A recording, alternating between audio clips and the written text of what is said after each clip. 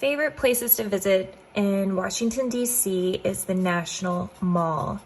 And to me, one of the most beautiful granite sculptures you can see there is the Dr. Martin Luther King Jr. Stone of Hope sculpture. And it was created by an artist named Lee Yickson. And it was carved, again, out of granite, which is really impressive. And we are starting off with the two walls that you'll see in the background. And then we're going to be using overlapping. Now, overlapping is when two things are on top of each other. So like this is on top of this hand here. So we're going to be putting in that Stone of Hope statue. And so to draw that together, it's going to be a lot bigger. So we're just going to kind of draw this section, leave it open, and then we're going to draw a straight line down. Now to give this wall here, since you can walk through this, a little bit of 3D, you're just going to make a little diagonal line and then a little straight line here, and then we can connect that. That's just going to add a little 3D element to our wall. But let's go ahead and continue with our Stone of Hope. And it was in honor of Dr. Martin Luther King Jr. And so it's a way that we can draw a famous monument in Washington, D.C. But it's also a beautiful portrait of Dr. Martin Luther King Jr. So I'm going to darken in now our 3D stone wall areas. And then our big portrait, I'm going to come down with just a straight line. And then come up with another straight vertical line. And then now that I'm getting close to the top, I'm going to curve this line.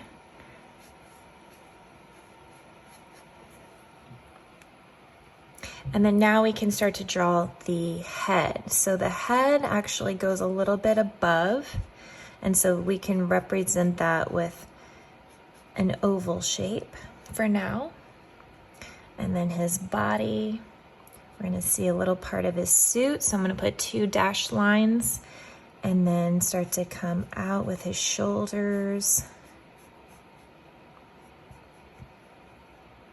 So this is a good lesson in overlapping, but not only that, perspective, things closer to you are bigger, smaller when they're farther away, but it's also a portrait drawing in a realistic manner. So now we have the arms, and his arms are crossed. And I like to just get the basic shapes and lines in of a drawing when I first begin, and then I go in and I add details. So now we can bring this arm down. We're gonna see a hand here, so I'm gonna leave some room. We'll see the bottom of his coat jacket, and then another hand here holding his speech paper, and then we're gonna bring a line down for the bottom of his jacket.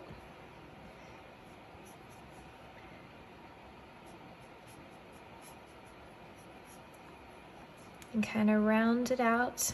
Again, we'll add details to his jacket and his face and his hands, his paper. We'll add all that here in a second.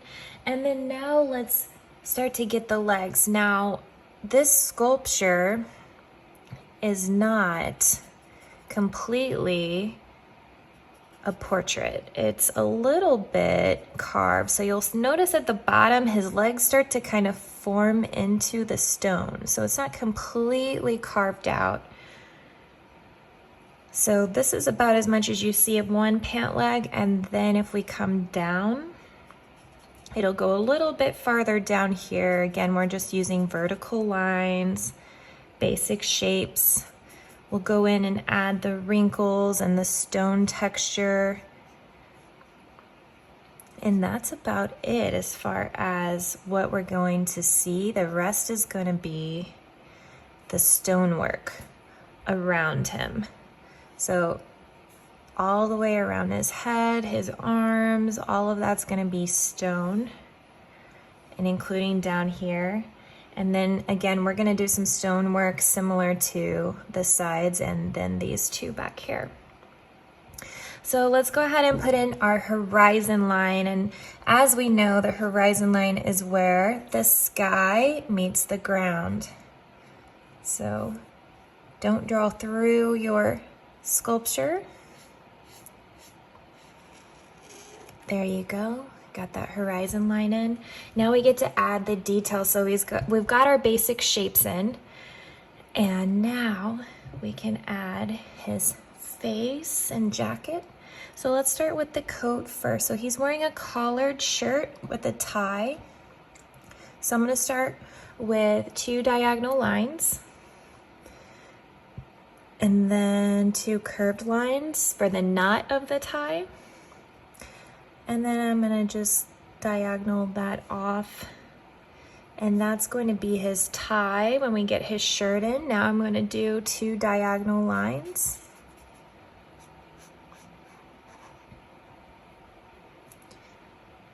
Okay, so we've got the shirt collar now. We've got the tie. And now we want to put in the lapels of the coat, of the suit coat. So I'm going to start here on his shoulder and go down. Make a line going that direction, horizontal, and then a diagonal line. And then I'm just going to connect this to the arm of his jacket here. Same thing on this side. I'm going to start about here on the jacket, make a line going down, a diagonal line going in, then another diagonal line, and connect that again to the jacket. So now we've got the jacket in. And we want to try to do our best on the hand. I know hands can be really difficult. So we can put in the buttons, which are just going to be 3 circles. 1, 2, 3. And then we've got 3 circles down here. 1, 2, 3. So those are located on his wrist area, the lower part of his arm. And now we're going to do the hand. So let's first start with a line going horizontally and then vertically and connect that in with the coat. That's going to be his shirt that he's wearing. And now we're going to draw his wrist. He's got the wrist bone is kind of a curved line. And then his side of his hand where his pinky is, we're going to make another curved line and connect it to this jacket. And then the knuckle areas, we can put 1, 2, 3, and 4. And those will just be the corners here. I'm adding more lines. And then the end part of his hand. So we've got one hand in, just a real basic, simple hand. Don't want to make it too difficult. And then now this hand is going to be holding a paper. So let's draw the paper part first, the bottom of it at least. So here's where the bottom of the jacket is. And if we go over to the side, draw kind of a organic oval shape. And then 2 lines on both sides of that. I'm going to draw another one on this side. And then kind of connect that off. That's going to be the top part of the paper. And now let's do the same shirt over here. So a small little horizontal line and then a vertical line. And now we're going to draw that wrist bone that we kind of see here, just as a line. And then we connect that hand. And now let's draw our knuckles on this side. So 1, 2, 3, and 4. We can connect those knuckles and then draw those finger lines. And then I'm just kind of connecting them to the paper. And now we're gonna see the end of the paper. So I'm gonna draw 2 lines and a curved line. So this is representing him holding the paper, and we can add this extra line to connect to the bottom of the jacket. Okay, so again, hands are difficult. Hands are very difficult, but to make it easy, just think of those knuckle lines as curves. Like we can literally just draw on our hand 1, 2, 3, and 4. That's the main part that I drew.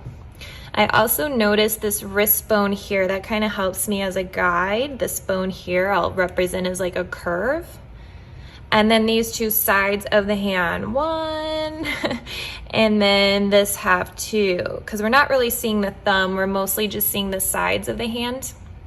So if we can at least draw those lines and then these little crease lines in between, that's a good beginner way to do hands, I would say. So if we can at least practice that, the more you practice, the better you will become, the more confident you will get with your skills.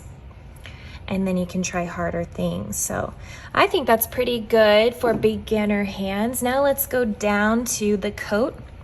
The coat here, we're gonna see a line. So let's draw a line and curve it towards the bottom. And his jacket is a little bit open, so we're just gonna start about here where I put a dot, and we're gonna curve it over to this side. He has a button right here. And then we can add some shading. So typically the bottom of things are gonna be a little darker. So the bottom of your jacket here, the bottom of the arm, the sides, even like the sides of the arms. I can go back and clean up these lines, add a little shading. Now I don't want the jacket to be perfectly smooth. We are gonna add some wrinkle details since his arms are creased. They're folded. He does, I'm noticing right now, he does have a little line here with his arm. And then we can add a little bit of I'm just adding in a little bit of lines while I'm adding in my dark shading. So this is just gonna help the jacket look like he is folding his arms. It's creased. Throwing in some crease lines. And then down here on the pants, it's gonna be a little bit darker on this side. So we can color that in. And a little bit darker on this side so we can color that in. The more details you add to your drawing, also the more realistic they tend to look. So that's always a good thing to add more and more details. All right, so it's not looking bad, is it? And now the face. So you can leave it like this if you like, or we can go in, we can add his hair on the top. Depends on how comfortable you feel, but I'd like you to try doing the portrait. The more we practice, the better we become.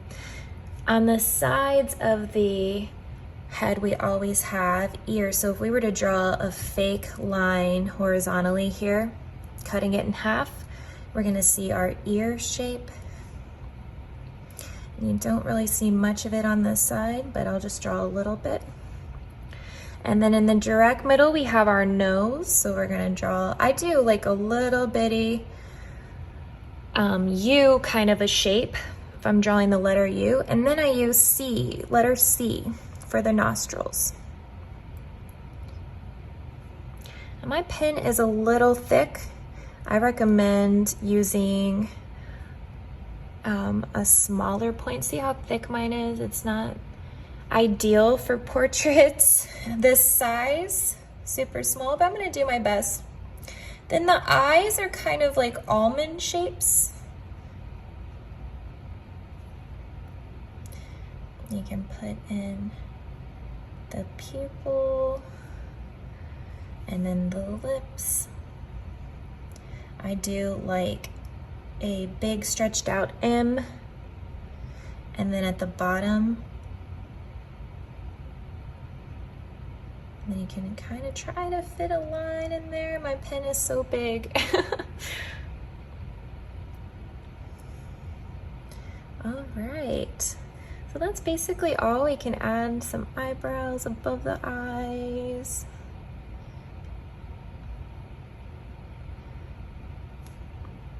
And then he has a little mustache, so we can put that in too.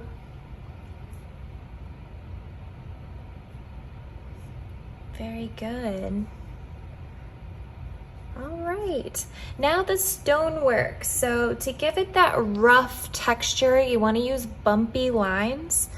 I'm gonna be just kind of throwing them in wherever I want, just real ruggedy. Some are going to be pointy, some are going to be curved, and the more you add, the more it will look like stone. You can do some diagonal lines, just kind of fill yours in.